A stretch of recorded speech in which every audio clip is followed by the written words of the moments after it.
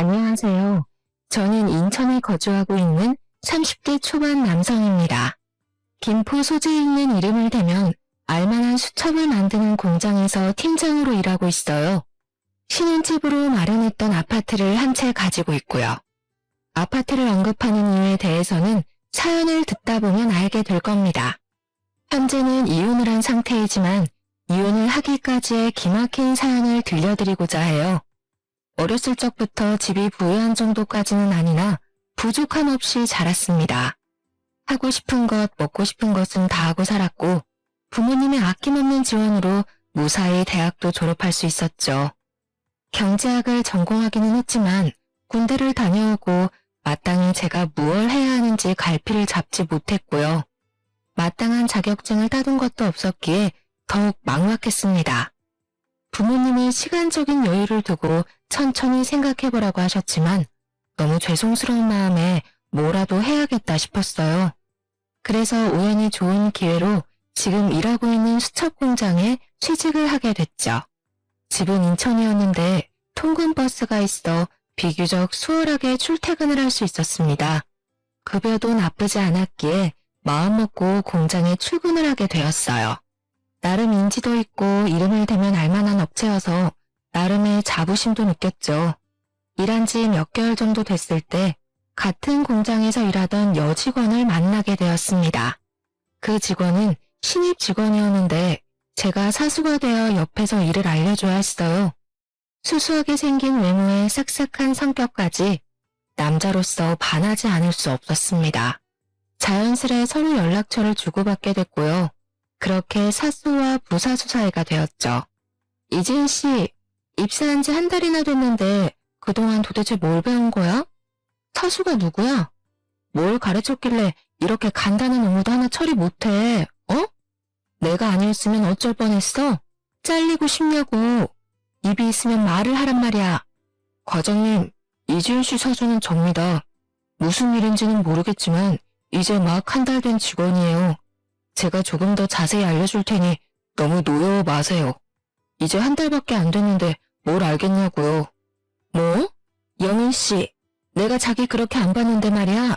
상사가 말을 하면 네 하고 말 것이지 뭘 잘했다고 내 말에 토를 달아? 자기도 잘리고 싶어? 도대체 직원 교육을 어떻게 시키는 거야? 사수면 책임을 지고 실수하지 않게 잘 가르쳐야지. 죄송한 말씀이지만 그렇게 과하게 뭐라 하시는 것도 정도껏 하셔야 합니다. 신입 직원이 알면 얼마나 한다고 그러겠습니까? 과장님은 신입 때 실수 안 하셨어요? 왜 애꿎은 신입한테 히스테리를 부리냐 이 말입니다. 뭐? 영은씨, 말 다 했어? 내가 영은씨 그동안 잘해주고 오냐오냐 하니까 내가 만만해 보여? 사수나 부사수나 다 똑같구만. 나 참 진짜 어이가 없어서. 뭐? 히스테리? 어디 히스테리 마음껏 부려줘? 에헤이, 김 과장도 그만하면 됐어요. 사수가 잘 가르치겠다잖아요. 더 큰 소리 내지 말고 다들 각자 자리에 가서 일합시다. 자, 김 과장도 진정하시고 영훈 씨도 얼른 일 봐. 사실 김 과장님은 40대 중반인데 노처녀 히스테리를 늘 직원들에게 부리고는 했었죠. 저는 그러려니 할 수 있었지만 신입 직원이었던 전처는 그걸 감당하기 어려웠을 겁니다. 그렇게 그날 우리는 퇴근 후 술 한잔을 하게 됐고 저는 원래 사회생활이 그런 거라며 위로를 해주었어요. 나이도 어린데 공장에서 힘들게 일하며 잘 살려고 노력하는 것 자체가 대단한 일이라면서요. 그 기회로 우리는 서로에 대한 호감이 생겨 연인 사이로 발전하게 됐죠. 그렇게 2년 정도의 연애 후 우리는 자연스레 결혼에 대한 이야기를 하게 됐습니다. 서로 결혼할 나이가 됐고 벌이가 적당할 때 결혼을 하자는 뉘앙스를 풍겼기도 했고요. 사실 여자친구는 연애하는 기간 동안 짠 순위 기질이 있었습니다. 저보다 3살 어렸는데 어린 나이에 경제활동을 하다 보니 아껴야 한다는 생각이 강한가 보다 했죠. 공장을 다니며 나가는 식비가 아깝다며 집에서 도시락을 싸와서 먹기도 했습니다. 데이트를 할 때에도 고급진 레스토랑보다는 순대국밥, 기사식당, 분식집을 더 좋아했고요. 한 번은 생일 선물로 조금 비싼 가방을 사주었는데 뭐하러 이런 거에 돈을 낭비하냐며 나타나기도 했어요. 또래보다 사치를 부리는 일은 없었고 평소 행동을 보아도 전혀 씀씀이가 해프거나 하지 않았기 때문이죠. 보통 아내 또래 여자들은 인터넷으로 선물 받은 명품을 자랑하거나 비싼 음식을 먹으러 가면 사진을 찍어 올려 자랑하고는 하는데 아내는 그런 게 없었어요. 물론 아내도 친구들과 어울려 놀기 좋아하는 연애 청춘의 20대였지만요. 자신이 카페에서 마시는 커피값을 아끼려고 공장 내 탕비실에 있는 믹스커피를 먹고요. 언젠가 한 번은 그러더라고요. 자기도 다른 여자들처럼 명품백 자랑하고 비싼 옷도 사입고 여행도 다니고 싶대요. 하지만 그럴 시간에 젊었을 때 조금이라도 돈을 더 벌어서 미래에 투자하고 싶다는 겁니다. 지금 벌 수 있을 때 바짝 벌고 나중에 마음대로 하고 싶은 거 좋아하는 거 하면서 살고 싶다고요. 나이 들어서 돈에 전전긍긍하며 사느니 그게 낫다고요. 남들이 보면 지질이 군상처럼 보이겠지만 여자친구를 사랑했기에 그 마음 하나로 결혼에 대한 결심을 굳혔습니다. 그리고는 양가 집에 인사를 드리러 가게 되었습니다. 아, 안녕하세요. 영은 씨와 교제 중인 이지은이라고 합니다. 잘 부탁드려요, 어머니. 아이고, 영훈이 드디어 네가 정신을 차린 모양이구나. 잘 됐네, 잘 됐어. 아가씨, 우리 영훈이 만나느라 고생이 많죠? 참하게도 생겼네. 그래, 저녁은 먹었어? 어서 와서 앉아요. 시장할 텐데 밥부터 먹자고. 직장 잘 다니게 해주셔서 감사하다고 기도한 게 엊그제 같은데 가정을 꾸리게 되다니. 너무 축하해, 아들. 우리 며느리도 앞으로 잘 지내보자꾸나. 결혼 준비하면서 부족한 게 있거든 언제든지 말하렴 도와줄 테니. 부모님은 제가 결혼을 하겠다고 말하니 입꼬리가 떨어질 줄 모르게 좋아하셨죠. 며칠 뒤 여자친구 집에도 인사를 가게 됐습니다. 마찬가지로 식사 후에 커피 한 잔을 하며 이야기를 나누었습니다. 여자친구 집에서는 예비 장인과 장모가 자기들은 여유가 되질 않는다며 많이 보태주지 못해서 미안하다고 하셨고요. 어차피 우리가 하는 결혼이라 양가 부모님들께 크게 손을 벌리고 싶지는 않았기에 문제가 될 건 없었습니다. 그러면서 저한테 집은 어디에 구할 거냐는 둥, 모아놓은 재산은 얼마냐는 둥 질문이 많으셨어요. 하나밖에 없는 딸을 시집 보내는데 당연히 궁금하시겠거니 하고 나름의 계획을 말씀드렸습니다. 우리 집도 여유 있는 형편은 아니었기에 우리들이 모은 돈으로 시작할 예정이라고 말했고요. 표정이 약간 어두워지는 듯 했으나 이내 알았다며 결혼 준비를 잘해보자고 하셨어요. 예, 영훈아, 너에게 줄 것이 있어. 나중에 결혼 자금으로 주려고 모아둔 돈인데 이걸로 필요한 거 사고 그래. 집은 이 엄마가 사주마. 직장과 가까워야 하니 미리 봐둔 아파트가 있거든. 거기로 해줄 테니 행복하게 잘 살기만 해. 에이, 엄마, 이러지 않으셔도 돼요. 나도 직장 자리 잡았고 스스로 할 수 있어요. 넣어두세요. 제가 벌어서 알아서 할 테니 걱정 마시라니까요. 감사하게도 부모님께서는 그동안 모아놓은 돈을 보태주시며 작은 아파트까지 마련해 주셨습니다. 처음 시작하는 인생인데 빚 없이 살아야 한다며 자신들도 어차피 일을 하니 걱정하지 말라셨고요. 조금 무리해서 직장 근처에 있는 집을 마련해 주셨죠. 당연히 혼수는 저와 여자친구가 모아둔 돈으로 해야겠다는 생각을 했습니다. 자기, 지금 모아둔 돈이 얼마나 있어? 부모님이 집까지 해주시고 여윳돈도 주셨는데 이 돈으로 하는 건 조금 아닌 것 같아. 우리 힘으로 혼수 정도는 채워넣어야 할 것 같은데 자기 생각은 어때? 나 사실은 사정이 좀 있어서 모아놓은 돈이 1,000만 원이 전부야. 미리 말하지 못해서 미안한데 부모님이 나이가 있으시니 수입이 일정치 않으셔서 내가 조금 도와드렸어. 어린 동생도 있고 그동안 직장에서 일한 기간에 비해 생각보다 모은 돈이 별로 없다고 느낀 저는 조금 의아했습니다. 얼마를 어떻게 보태주는지 굳이 따져 묻지는 않았어요. 저였어도 부모님이 힘들다 하시면 당연하게 도와드렸기 때문이죠. 이해했습니다. 그래도 있는 돈을 모아 혼수를 마련하기로 했고 가구와 가전을 사서 들여놓으니 조금씩 신혼집의 구색을 갖추기 시작했죠. 결혼 준비를 하며 집을 부부 공동 명의로 해야 세금이 조금 줄어든다 하여 혼인신고를 미리 했고요. 그렇게 상견례도 하고 몇 개월이 지나 행복하게 결혼식을 올렸습니다. 물론 그 일이 터지기 전까지는 세상을 다 가진 것 같은 기분이었죠. 결혼 생활은 평범했습니다. 하지만 같은 공장을 다녀서 그런지 주변 시선들이 신경 쓰였어요. 사장님의 배려로 부서가 바뀌어서 아내와 매일 얼굴 보고 일하진 않았습니다. 아무래도 같은 공간에 있다 보면 다른 사람들이 불편해할 수도 있었으니까요. 신혼집에서 함께 아침 차려 먹고 저녁 차려 먹는 평범한 일상이 당연하게 느껴질 때쯤이었어요. 여보, 내 남동생 말야. 곧 초등학교도 가야 되고 이만저만 드는 돈이 너무 많아. 친정에서 수입도 일정치 않은 데다가 요즘에는 학원도 3-4개씩 다닌다더라고. 뒤처지면 안 되니까 어떻게든 해야 되는데 나는 내 월급 친정에 보탤게. 뭐? 그게 말이 돼? 아무리 사정이 어렵다지만 같이 벌어서 저축도 해야 되고 우리도 언젠가는 아이가 생길 텐데 미래를 준비해야 하는 입장이잖아. 조금 더 넓은 집으로 이사도 가야 하고 말이야. 많이 도와드리지는 못하겠지만 월급 전부를 주는 건 조금 과하지 않아? 벌이가 적은 것도 아니고 내 월급쯤이 없어도 솔직히 먹고 사는 데는 지장 없잖아. 그리고 어머니가 주신 돈도 있고 여유가 없는 것도 아닌데 내가 내 월급도 마음대로 못해?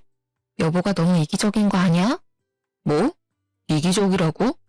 그럼 나도 우리 엄마한테 내 월급 다 줘도 되냐? 말을 그렇게 하면 안 되지. 처가댁도 사정이 있으신 건 알겠지만 우리도 엄연한 가정이야.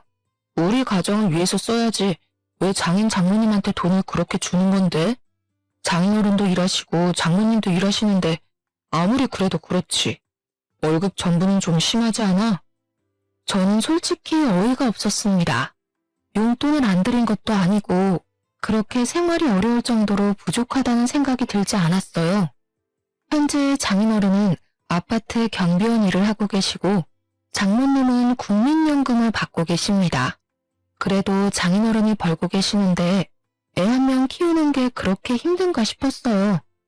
아직 초등학교도 들어가기 전인데 학원을 다니는 것도 아니고 애 하나에 얼마나 많은 공을 들이나 생각했어요.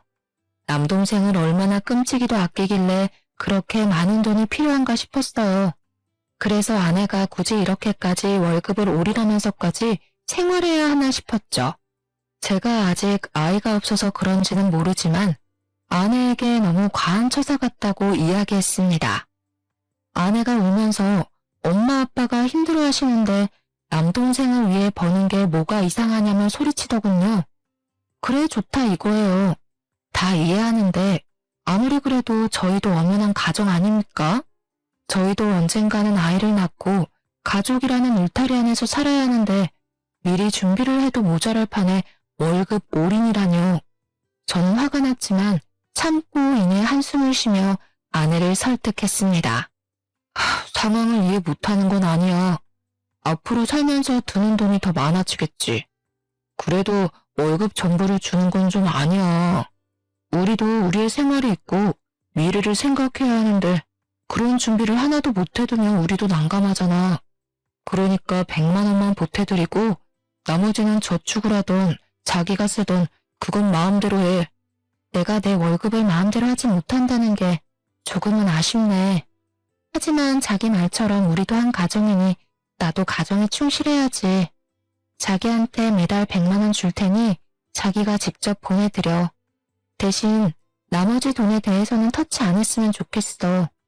우리 돈이기도 하지만 그 전에 내가 열심히 일해서 번 돈이잖아. 알겠지? 그럼 약속할게. 내가 조금은 더 버니까 생활하는데 지장은 없을 거야. 나도 열심히 모으고 노력할 거야. 당신 월급에서 처가댁 100만 원 보내드리고 남은 돈은 자기 생활비로서 관리비라던가 나머지는 내가 처리할 테니까. 그리고 아직 자기가 아이가 없어서 그러는데 아이 하나 키우려 해도 돈이 장난 아니야. 누구보다 잘나게 키우고 싶은 게 부모 심정이라던데 우리 부모님은 나이도 많으신데 어떻게 더 일을 하실 수가 있겠어? 나는 내 동생 남들한테 모자라 보이지 않게 키울 거야. 하나뿐인 남동생인데 그러니 내가 조금 도와드리려고 했던 것뿐이고 더는 오해하지 않았으면 해. 당신이 말한 대로 100만 원만 엄마한테 전할게. 남동생에 대한 애착이 남다르다 생각하며 아내와 합의를 봤습니다. 결국 한 달 월급을 전부 드리지 않고 100만 원을 합의를 받고 매달 100만 원씩 장모님께 보내드렸습니다. 그래도 100만 원 이외에 생신 기념일 다 잊지 않고 더 드렸으면 더 드렸지 모자라게 드리진 않았던 것 같네요. 장모님은 제 얼굴을 볼 때마다 표정이 좋지 않으셨고 100만 원만 보내드리는 저도 마음이 좋진 않았어요. 그런데 장모님은 제가 한 달에 한 번씩 처갓댁 갈 때마다 장 봐야 된다, 계모임 가야 된다, 미용실 가야 된다면서 계속 저를 피하시는 겁니다. 사위 대접을 바라지는 않아도 제가 갈 때마다 없는 약속을 만드셔서 막상 가면 바쁜 장인어른을 대신해 어린 처남을 봐주고 오기 일쑤였어요. 저도 사람인지라 내심 서운했죠. 한편으로는 드리는 돈을 줄여서 그런가 싶어서 마음이 조금 불편하기도 했습니다. 장모님이 나한테 많이 서운하신가? 맨날 오면 얼굴은 통 뵙지도 못하고 왜 나를 피하시는 느낌이 드는 거지? 엄마가? 에이, 여보가 착각한 거 아닐까? 엄마도 우리 왔다고 못해도 할 일이 많은가 봐. 여보도 생각해봐. 우리 엄마가 늦둥이 키우느라 얼마나 힘들면 우리 오자마자 미용실이랑 계모임이랑 가겠어. 그만큼 못하는 일이 많았다는 거 아니겠어? 애써 그래 좋게 좋게 생각하자. 나이 드신 장모님이 애 키우느라 바깥 생활하기 힘들어서 저랑 아내가 올 때만큼이라도 시간 내서 약속 만드는 거겠지 하며 좋게 생각하기로 했습니다. 그런데 문제의 그날에 제가 들어서는 안 될 말을 듣고야 말았습니다. 그때도 처갓댁을 방문했는데 아내가 집에 도착하자마자 장모님은 친구들이랑 약속이 있다며 급하게 나가셨어요. 알겠다고 바깥일 보고 오시라고 했죠. 아내와 함께 처남과 영화관 가서 영화도 보고 장난감도 사주고는 다시 처갓댁에 돌아왔습니다.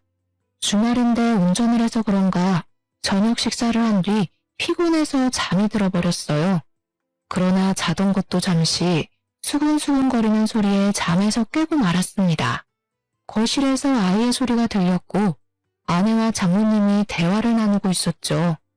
무슨 이야기인지 듣다가 저는 기절초풍하고 말았습니다. 그래도 얘 아직까지 몰라서 다행이다. 고적상으로도 네 동생으로 되어 있으니 문제될 건 없다만 그래도 안 들키게 조심해야 해. 지우야, 너도 아저씨 있을 땐 엄마 보고 누나라고 해야 해. 알겠지? 엄마, 너무 시들어. 조용히 해. 우리만 조용히 하면 아무도 모르는 일이야. 나 혼자 벌어서 먹고 살기 힘들잖아. 시부모님이 여윳돈도 챙겨주셨으니까 모자라면 적당한 핑계 대서 돈 보태달라고 하면 될 거야. 걱정 마. 알았다. 그래도 졸부는 아니어도 부족한 것 같지는 않아 보여서 다행이네. 우리 지우 이제 돈 걱정 좀 줄겠다. 지우 너도 좋지? 누나가 돈 많이 벌어주니까. 지우야, 엄마가 항상 미안해.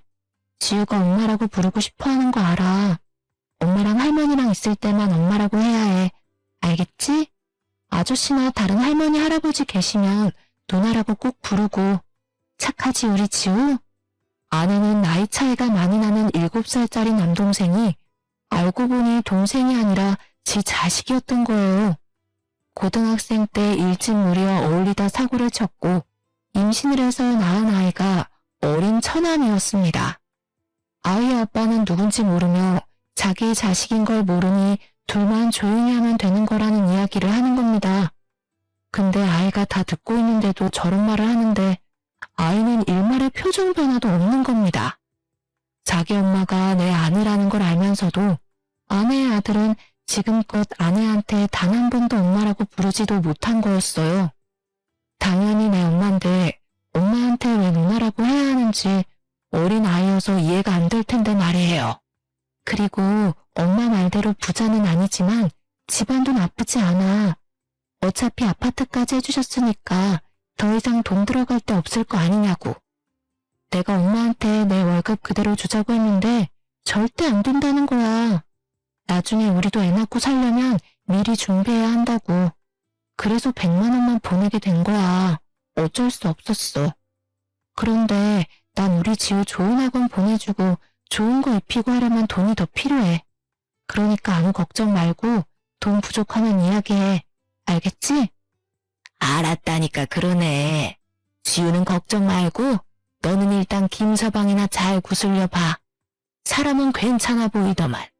잘 구슬리면 그래도 돈을 잘 줄 것 같던데 이왕 이렇게 된 거 지우 동생도 보고 나중에 애가 태어났는데 헤어지자고는 못할 거 아니니. 애가 지금 지우 하나 키우는 것만 해도 얼마나 힘든데 또 애를 낳으라 그래 엄마는. 일단 지우 건강하게 잘 크는 것만으로도 나한테는 고마운 거야. 아빠 앞에서도 입 조심해야 해. 그리고 영훈 씨와 나 사이에서 아이를 가질 생각은 없어. 때를 봐서 임신하기 어려운 몸이라고 둘러댈 생각이야. 저는 듣다가 너무나도 기막힌 사실에 아무 소리도 못하고 그 자리에서 주저앉고 말았습니다. 우당탕탕 소리가 나자 헐레벌떡 아내와 장모가 일어나더니 어쩔 줄 몰라 하는 게 아니겠어요? 지금 제가 들은 게 도대체 무슨 소리죠? 여보, 이게 다 무슨 소리야? 내가 들은 게 사실이야? 지우가 자기 동생이 아니라 아들이었어? 사실이야? 무슨 소리야? 우리는 그런 이야기 한 적 없어. 자기가 자다 일어나서 잘못 들은 거 아니야? 어떻게 그런 생각을 할 수가 있어? 웃기지 마. 내가 분명히 들었어. 당신과 장모님이 나눈 대화 내가 다 듣고 있었다고. 시침이 뜰 생각은 하지 마. 어떻게 그런 걸 속이고 결혼을 해? 이 결혼은 무효야. 이게 사기 결혼이지 사기 결혼. 나 참 어이가 없어서. 그리고 나와 당신 사이에는 아이가 없을 거라고? 무슨 말 같지도 않은 소리야. 아니 여보, 내 이야기 좀 들어봐. 당신이 오해하고 있는 거라니까. 사기 결혼이라니 여보. 이야기 좀 하자니까. 자네가 잘못 들은 게 맞아. 우리는 그런 이야기를 한 적이 없어. 아무래도 자네가 많이 피곤한가 보구만. 자네가 오해한 것 같은데 우리는 절대 그런 이야기를 한 적이 없어. 그럴 리도 없고 말이야, 김서방. 제발 말이 되는 소리를 좀 하세요. 제가 처음부터 다 들었다는데 다들 왜 이렇게 고집이야? 진짜 어디서 사기 결혼을 해가지고 안 비켜? 이럴 거면 결혼을 왜 한 거야? 이건 명백한 사기라고. 아이 보기 부끄럽지도 않냐? 언성이 오가고 소리가 점점 커지자 아이가 겁에 질렸고 울기 시작하더군요. 저는 그 길로 짐을 싸들고 신혼집으로 돌아왔습니다.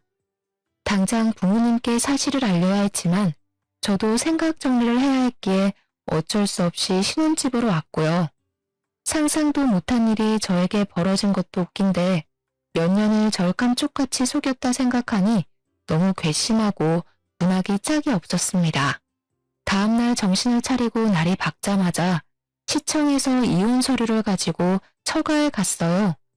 야간 근무를 끝내고 돌아오신 장인어른도 함께 계셨죠. 이른 아침부터 무슨 일이냐 물으셨고 다 같이 이야기 좀 하자며 거실로 불렀습니다.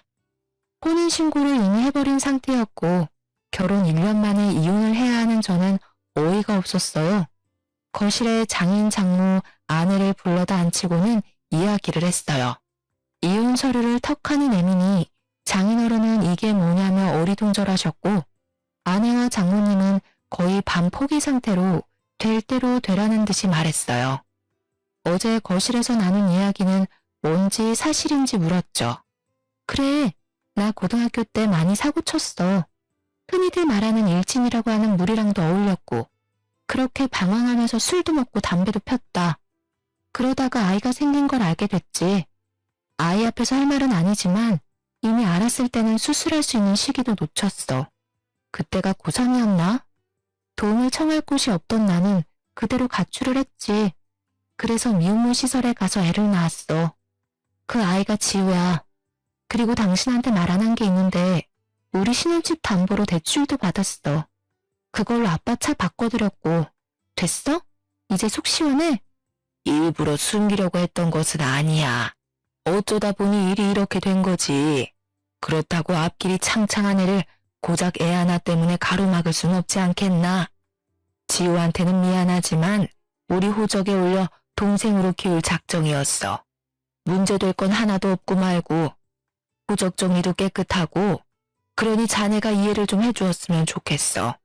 알고 보니 아내는 거의 모든 것이 거짓말이었어요. 그리고 무엇보다 충격적인 건 결혼 준비를 하면서 부부 공동명의로 된 집을 담보로 3천만 원이라는 큰 돈을 대출을 받았다는 겁니다. 공동명의여서 대출이 가능했는지는 모르겠지만 제3금융권에서 대출받아 완전 고금리 이자로 해놓고 나 몰라라 하면서 달에 꼬박꼬박 장모님에게 100만 원씩 드린 거였어요. 그 돈 어디다 썼냐고 화를 냈더만 그 돈으로 장인어른 차 바꿔줬다는 겁니다.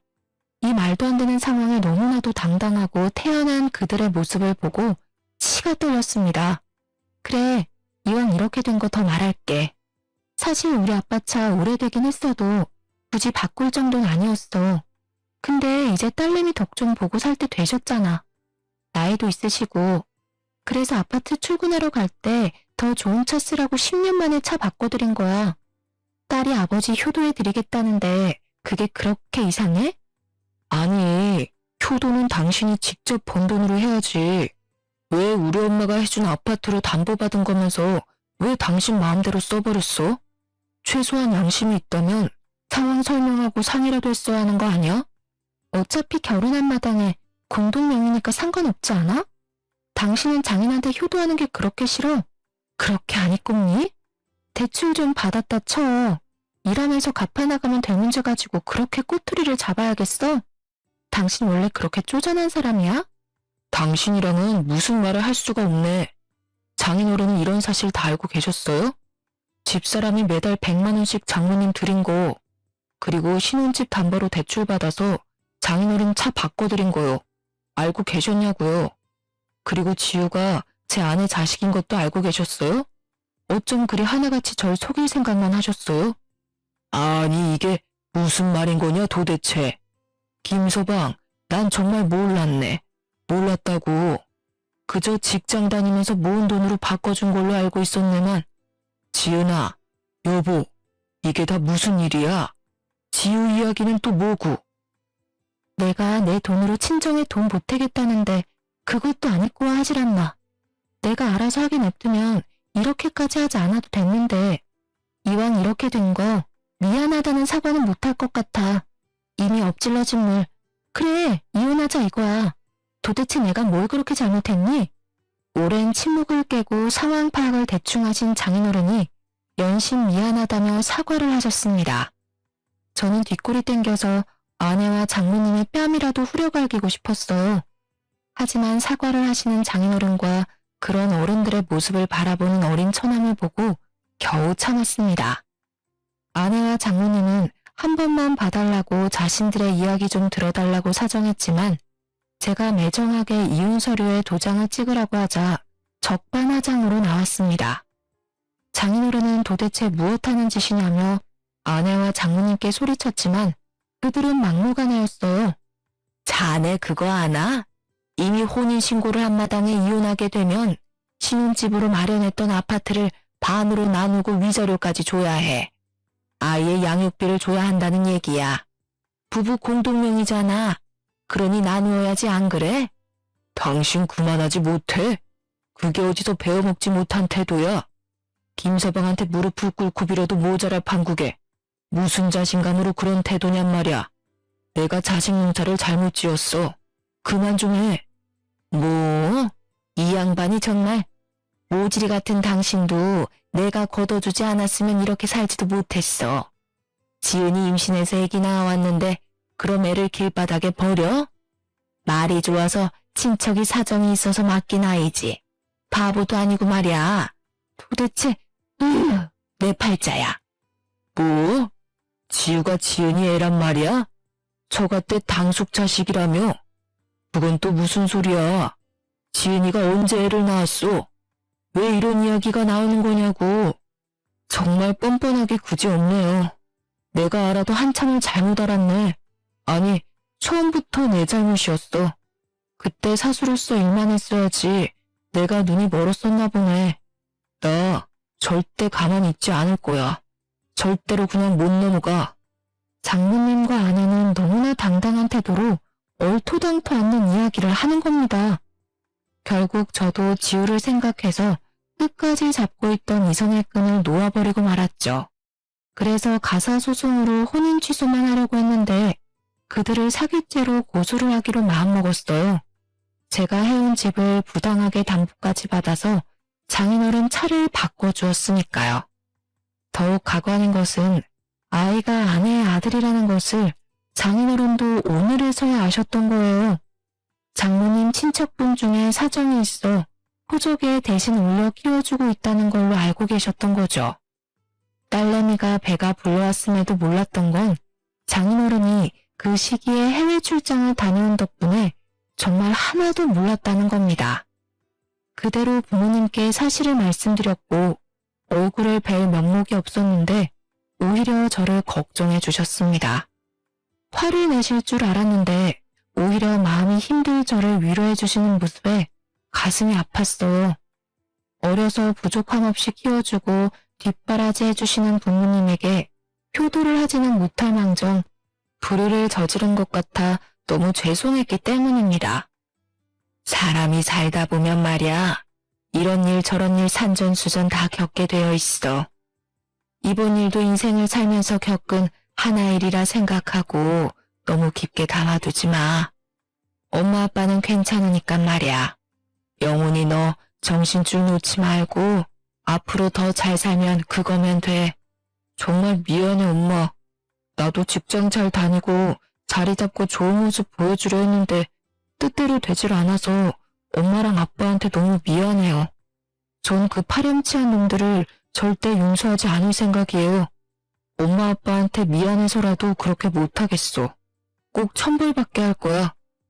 며칠 뒤 변호사를 선임해 사기죄로 그들을 고소했어요. 동시에 혼인 무효 소송, 정신적 피해 보상을 요구하는 소송을 진행하기로 했습니다.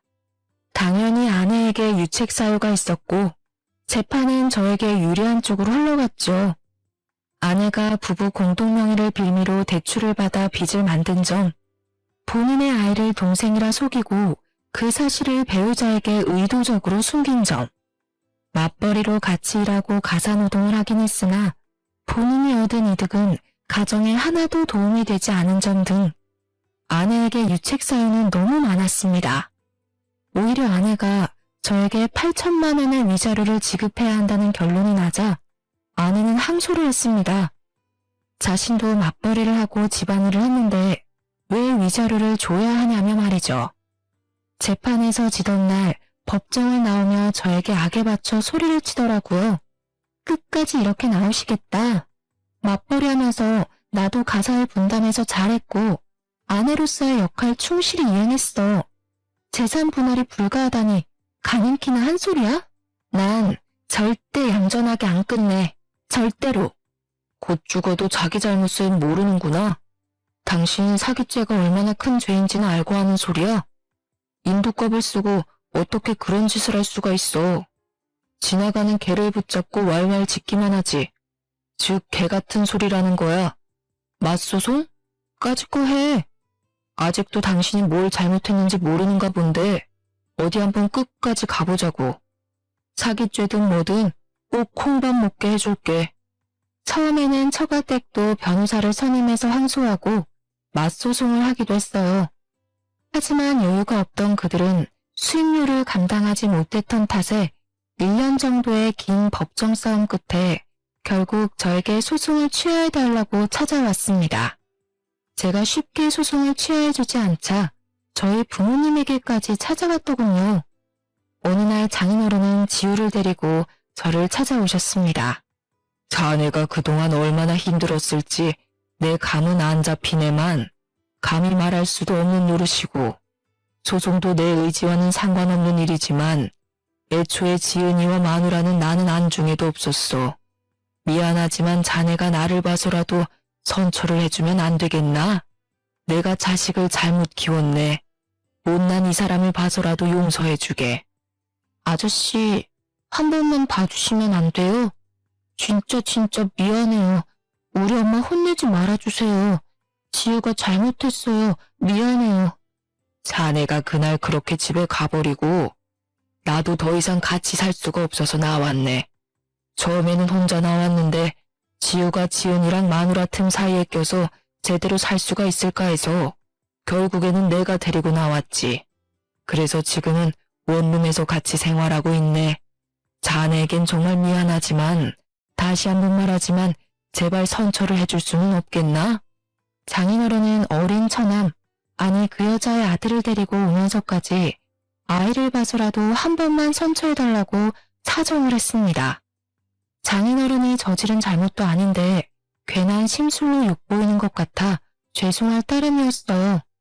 장인어른과 지우에게 식사를 대접해드리고는 집으로 돌려보냈습니다. 물론 그 와중에도 아내와 장모였던 사람은 얼굴도 안 보였지만요. 장인어른만 간간히 찾아오시며 미안하다는 말씀과 함께 직원들과 일하면서 마시라고 커피를 사주고 가실 뿐이었습니다. 솔직히 장인어른과 아이만 아니었으면 모조리 감옥에 보내버리고 싶은 심정이었죠. 저는 결혼 준비를 하며 쏟아부은 시간과 돈을 모두 받아내고자 했습니다. 저희 부모님이 힘들게 마련해주신 집과 그에 대한 노력의 대가들까지도요. 하지만 지후 그 어린아이가 신경이 많이 쓰였어요. 사실 제가 신경 쓸 이유는 없었지만 어른들 싸움에 저 아이가 무슨 죄가 있나 하고 가슴이 아팠습니다. 엄마를 엄마로 부르지도 못하고 억압받으며 자라왔을 저 불쌍하고 곱디고 온 아이를요.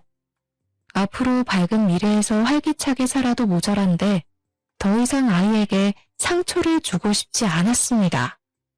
그래서 원하는 대로 돈을 다 받고 싶었지만 적어도 아이는 먹고 살아야 했기에 위자료 3천만 원만 받는 조건으로 원만히 해결하기로 했고요. 그렇게 결론이 나니 짧지만 그동안의 일이 영화처럼 스쳐 지나가더라고요. 무엇을 위해 이렇게 살아왔나 싶을 정도로요. 물론 아직도 생각하면 굉장히 화가 나고 괘씸하기도 하지만요. 당신 앞으로는 아이를 봐서라도 이렇게 살면 안 돼. 아이가 당신만 보고 사는데 당신이 안 좋은 모습 보이면 아이가 어떻게 생각하겠어? 엄마를 엄마로 부르지도 못하게 하고 인간으로서 그게 할 수 있는 일이냐고. 나와는 사이가 이렇게 끝났지만 앞으로 지우를 위해서라도 잘 살아. 그리고 두 번 다시 내 눈앞에 띄지 마. 여보, 고마워. 당신에게는 정말 못할 짓을 했어. 앞으로는 우리 지우 봐서라도 내가 정말 열심히 살게. 선처해줘서 고마워. 앞으로 더는 연락할 일 없을 거야. 정말 미안했어. 건강하게 잘 지내. 자네가 어려운 결정을 해주어서 고맙네. 정말 고마워. 내가 자식, 마누라 관리를 잘못한 탓이 크네. 자네도 우리는 있고 이제 행복한 삶을 살길 바래. 그동안 미안했네. 그들은 연신 저에게 미안하고 고맙다며 인사를 하고 그 뒤로 연락이 끊겼죠. 그것이 저와 그들의 마지막이었습니다. 이혼하고 2년 정도밖에 지나지 않았지만 저는 그동안 안정을 되찾고 열심히 공장에서 근무했습니다. 일에 집중한 덕분에 올해는 팀장 자리까지 승진했고요. 신혼집으로 마련했던 아파트는 이혼한 뒤 급매로 곧장 팔아버렸고 돈은 다시 부모님께 드렸습니다. 나중에 저 말고 부모님을 위해 노후 자금으로 쓰시라고요. 그리고 저는 회사 근처 방 2개짜리 집을 얻어 살게 되었습니다. 당시 전처와 같이 신입 직원이었던 남자 직원은 대리로 승진했는데요. 가끔 전처와 연락을 주고 받는다고 합니다. 제가 묻지 않았는데도 어느 날 와서 점심 식사를 하고 커피 한 잔을 하는데 와서 이야기하더라고요. 팀장님, 지은씨 충청도 쪽으로 내려가서 자리 잡았나 봐요. 거기서 견과류 포장하는 공장이었던가? 다시 취직해서 일 시작했나봐요. 아직 재혼을 하거나 그런 건 아닌 것 같더라고요. 박 대리, 나한테 굳이 그 이야기를 하는 이유가 뭔지 모르겠어.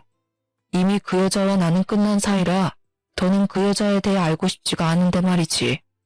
계속 연락하고 지내나 본데 이거 하나는 분명하게 전해줘. 나 같은 사람이 생기면 내가 쫓아가서 그 남자 살려줄 거라고. 내가 두 눈 뜨고 살아있으니 나한테 했던 같은 실수는 반복하지 말라고. 에이, 김 팀장님도 참. 욕먹을 행동을 해서 그렇지 성격은 착했잖아요. 제가 팀장님께 괜한 말을 전해드린 것 같네요. 요즘은 이혼이 흠도 아니잖아요. 돌싱 몰라요, 돌싱? 그래도 근황은 알려드리고 싶었는데 제가 생각이 짧았어요. 죄송합니다. 그래, 박 대리도 여자 만날 때 조심하라고. 예쁘다고 반해서 덜컥 만나고 그러면 안 돼. 신중해야지. 그러다 내 꼴 난다니까. 이제 시덥지 않은 농담 따먹기 그만하고 어서 가서 일 봐. 아내였던 여자가 예쁘고 돈 아낄 줄 알고 검소해서 착한 여자인 줄 알았는데 결혼하고 뒤통수 맞은 게 2년이 지나도 생생하게 기억날 정도로 충격이 남아 있었습니다. 물론 같이 일하는 동료들에게는 아무렇지 않은 척 농담을 주고받기도 하지만요. 박대리 말처럼 요즘엔 이혼은 대수롭지 않은 일이니까요. 저는 지금 당장은 결혼 생각이 없지만 차라리 집안 환경을 모두 다 아는 결혼중개업체에 연락해서 결혼할 여자를 찾을까도 생각하고 있습니다. 물론 소개팅 회사에 연락하면 인위적인 만남이란 게 마음이 걸리지만 이렇게 사기꾼들이 판치는 세상에서 온전한 내 가정을 만들려면 어쩔 수가 없는 것 같거든요. 결혼이 필수도 아니고 지금은 제가 하는 일에 만족하며 살아가 보려고 해요. 사는 게 바쁘다는 이유로 혼자 여행도 못 해봤는데 올 여름에는 제주도로 한 달 살이도 할 예정이고요. 내년에는 부모님을 모시고 유럽 일주도 생각하고 있습니다. 평생 바쁘게 일하시고 저 뒷바라지 해주시느라 해외여행을 한 번도 안 가보셨거든요. 그 김에 저도 세상을 좀 더 돌아보고 싶네요. 그러면 마음의 여유가 조금은 생길 것 같습니다. 아, 그리고 여러분, 혹시 모르니 겉으로 예쁘다고 착하다고 속지 마세요. 겉과 속은 다르고 돌다리도 두드려보고 건너라는 옛말 하나도 틀리지 않더라고요. 여러분도 조심 또 조심하시기 바랍니다. 제 긴 사연을 읽어주셔서 감사드려요.